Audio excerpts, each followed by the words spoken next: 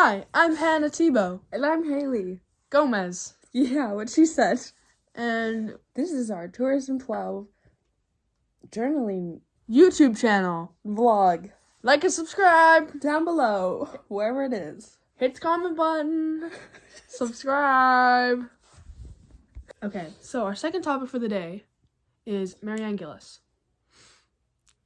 So from ages 10 to 20, her father had ran a tourist business, which included 10 cabins on a river.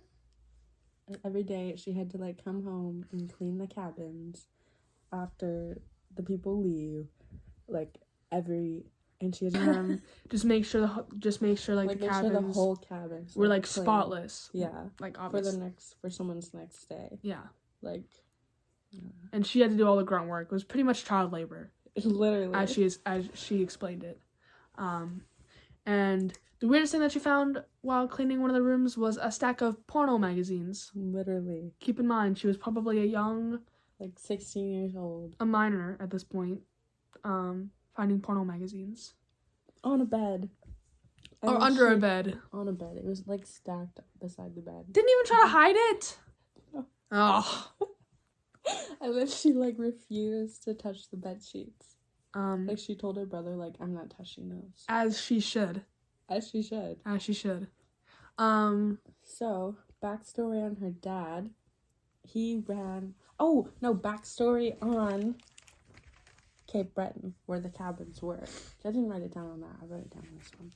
So, Cape Breton consists of a lot of steel plants and coal minings, and there was a lot of different natural resources for, different potential jobs that they could create. Which pretty much ran the economy in Cape Breton at that time.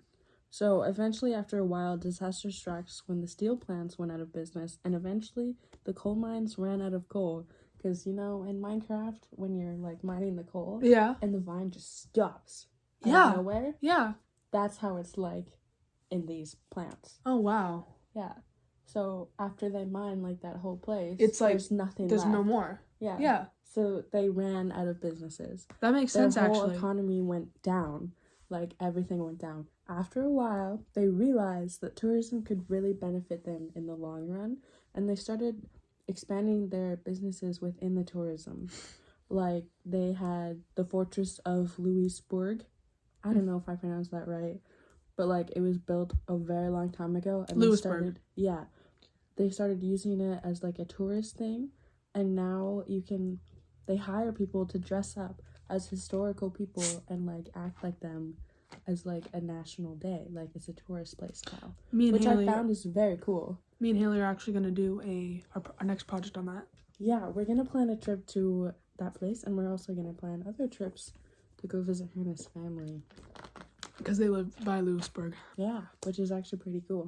And Fun fact. Yeah, fun fact of the day. Fun fact of the day. I'm from Nova Scotia. Yeah. Anyways. Fun fact of the day, I'm from Nanaimo. I knew that. So boring. They also had the Celtic Colours International Music Festival. Celtic Colours is it's a bunch of Celtic music, and it's the capital of it's the main tourism business within Cape Breton, I think.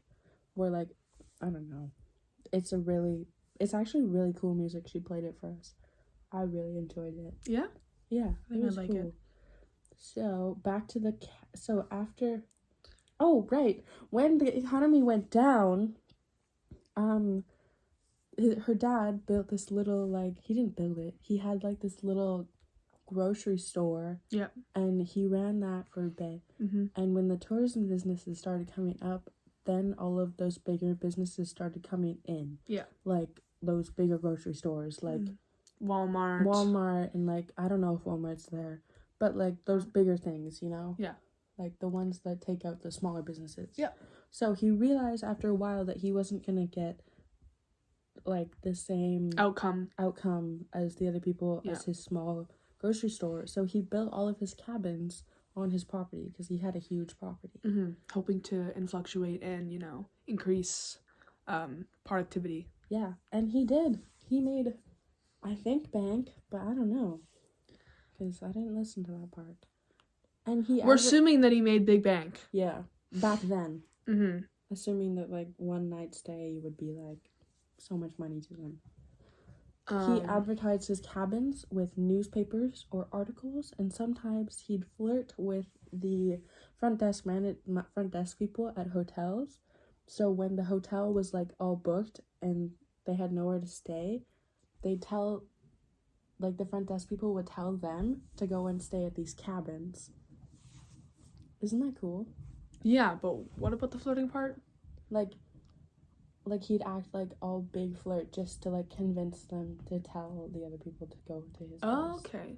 Because like back then you're not really supposed to do that. Okay. I was gonna say, that seems kind of unprofessional. It is. Okay. Okay, Anyways, moving on.